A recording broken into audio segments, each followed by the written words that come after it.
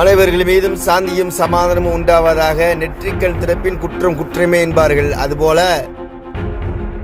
யாரு செஞ்சாலும் தவறு தவறுதான்.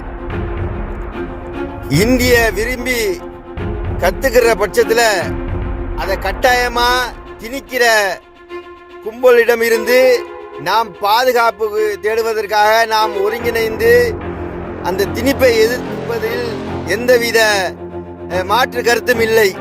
அதே நேரத்தில் இது போன்ற ரயில் நிலையங்கள்லாம் போய் ஹிந்தி எழுத்தை அளிப்பதால் எந்த பயனும் இல்லை.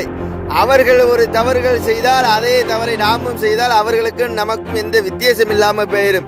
ஏன்னா நெடுந்தூரத்தில் வர்ற ஹிந்தி படித்தவங்க, இங்கிலீஷ் படிக்க தெரியாதவங்க, ஏன்னா வடநாட்டிலாம் படித்தவங்க கிடையாது, பகுத்தறிவு இல்லாதவங்க தான். அவங்க இந்த ஏதோ ஒன்று படிக்க தெரியும் ஹிந்தி வார்த்தையை பார்த்து இதான் சென்னை வந்தாச்சு, தமிழ்நாடு வந்தாச்சுன்னு தெரிஞ்சுக்கிடுவாங்க.